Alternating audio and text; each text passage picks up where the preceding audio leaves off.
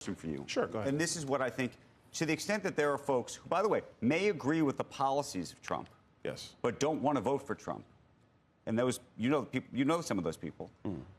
The reason that they don't want to vote for Trump is because they see either in his character or the people who seem to support him seem to be engaged in that or willing to engage in that, right? Because what you don't see, you don't go to other rallies for Harris or see in a Harris rally that kind of vitriol. It just you see. Look, you don't? I don't think you do. Kamala Harris spends half her time talking about her rival as Hitler, after he's been. There have been attempts on his life, not once, but twice. She's doing it right now. Every Democrat official at these rallies refers to him as Adolf Hitler. You got Hillary Clinton running around there hawking her book that nobody wants to buy, frankly. And she's talking about how this is akin to 1939. Are you out of your mind? You want to talk about rhetoric? Let's compare, but let me go back. We are talking about the comments of a comedian. Right. And everybody's going to forget it in 48 hours. The real joke in America is the terrible policy of Kamala Harris. Let's talk specifically about Puerto Ricans in America today. Puerto Ricans have had to live under the same inflation unleashed by Kamala Harris. And that's not a joke, but they got to live with it. Puerto Ricans today are living under the same terrible border policies that Joe Biden and Kamala Harris unleashed. That's a terrible joke on the American people. We should be focused on that. As you saw from the intro, I find it hilarious how these people are supposed to be journalists, yet they focus on the words of a comedian more than the words of a former president. If my voice sounds weird, I'm kind of getting sick, so it might sound deeper than it's supposed to be, but I digress. I want to highlight how it seems like many journalists, especially in this day and age, as you saw Washington Post, a lot of their subscribers are canceling their membership. You got a lot of these people in the newsroom in the Washington Post revolting against Jeff Bezos, even though Washington Post is losing $77 million and it's a failing company that most readers don't watch, don't read, don't take their news from because they're just a left-wing echo chamber of a news company, whatever you want to call it. I want to start off this video with this quote from Thomas Sowell. Too many journalists see their work as an opportunity to promote their own pet political notions rather than a responsibility to inform the public and let their readers and viewers decide for themselves. And I think, we always complain on this channel, at least I do, that we hate how the media is trying to create a framing, try to control your perception of how you see things. That I want, like it says, don't complain what a good journalist should be one. So here is my attempt at being a good journalist. And time after time, these journalists have been exposed, right? Here's a story from Ben Shapiro, who Legacy Media is asking him questions about his comments. He said, "Good morning, Mr. Shapiro." This is someone from the New York Times. He wants to comment on an upcoming article that he's writing, talking about how he relied on the analysis conducted by a research at Media Matters for America. And he said that a lot of Shapiro's videos has been debunked or contains misinformation. And this is a way, he has a few questions. Are you a member of the YouTube Partner Program? If so, how frequently does your YouTube demonetizes your videos? Because he says their claim is that there's debunked narratives in Shapiro's videos, and Shapiro's pointing this out, that this is precisely what New York Times is doing. It's perfectly obviously using research from Media Matters, a radical left-wing organization whose sole purpose is to destroy conservative media, in order to pressure YouTube to demonetize and penalize any on all conservatives' perspectives. Here's his evidence for that. Here's the research conducted, right? And we already know about Media Matters. Media Matters at 1 year, a letter from Dave Bark, right? Gathering donors to kick Donald Trump's A, right? Media Matters, decades ago. Like, this is the funny part about it, is that these people are partisans, yet they want to sit here and try to tell you and pretend to you that they're not. And this is one of the reasons why I think many voters are leaning towards Trump, right? They want to worry about Trump's rhetoric, but here's the Democrats slandering Trump as Hitler, right? Offending Jewish people. Jewish people are like, yo, you're cheapening the impact of the word. Stop using it. You overuse it for everything. You propping up a candidate, right, who lies in every interview, but you worrying about what conservatives are doing on YouTube, right?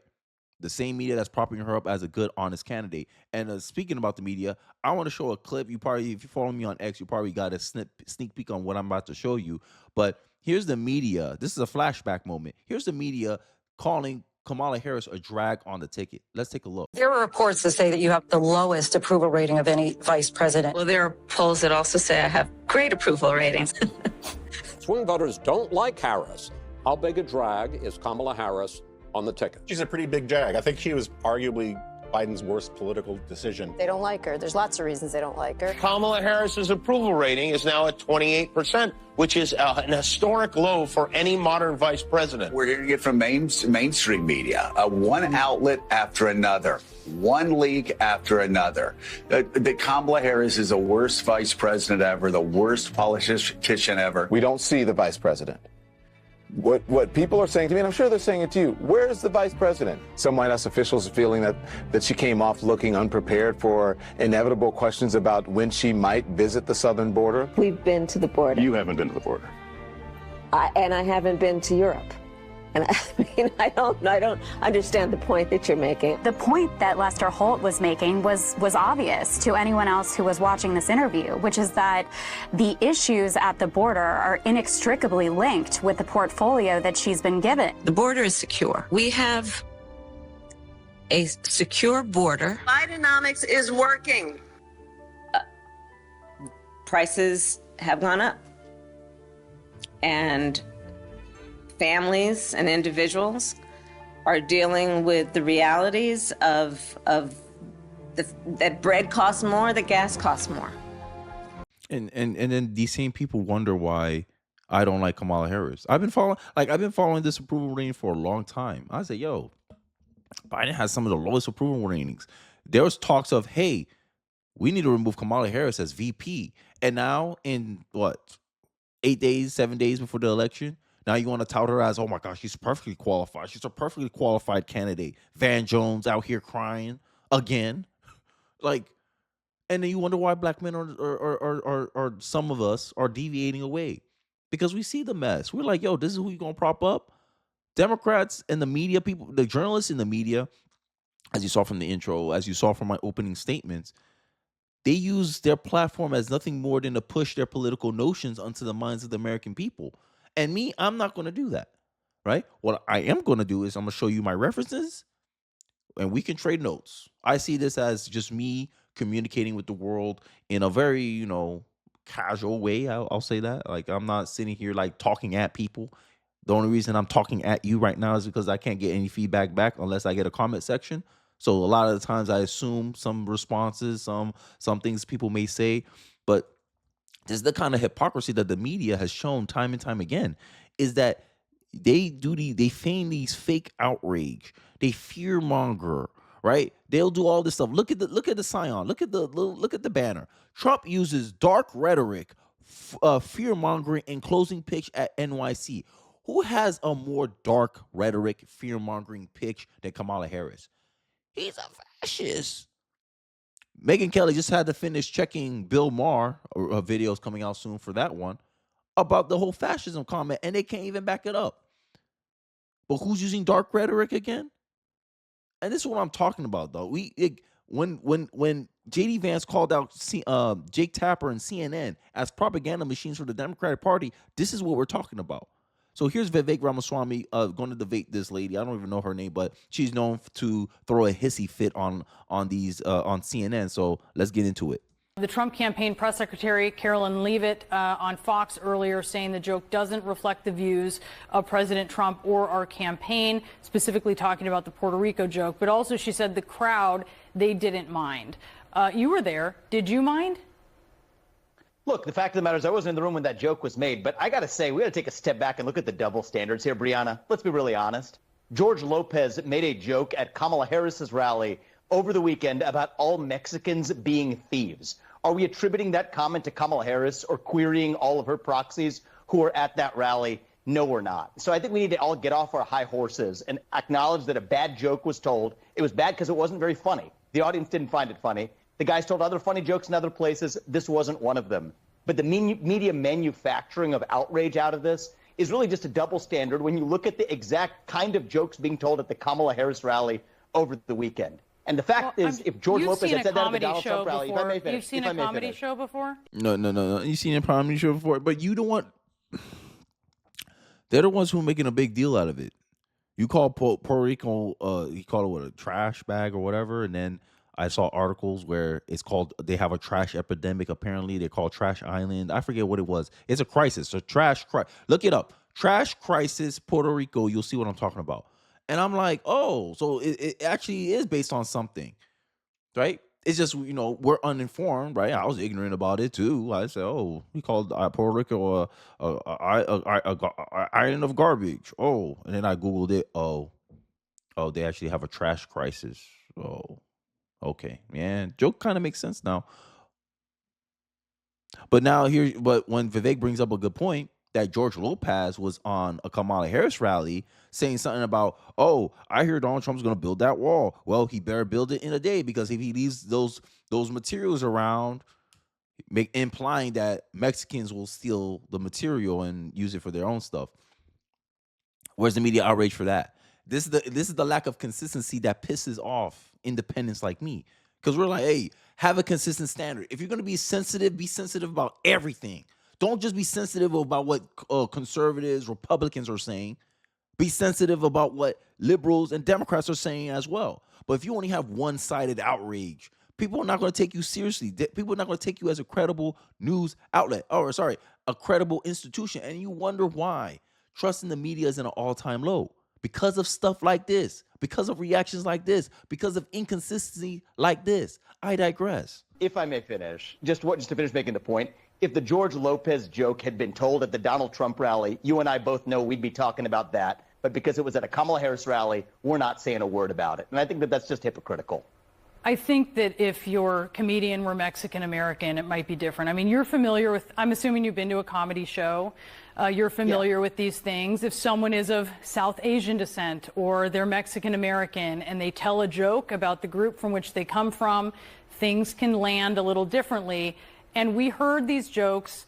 There is a group, certainly. Using identity politics again. I've been hearing this all my life. Oh, only black people can say the N-word. Only black people can make fun of black people.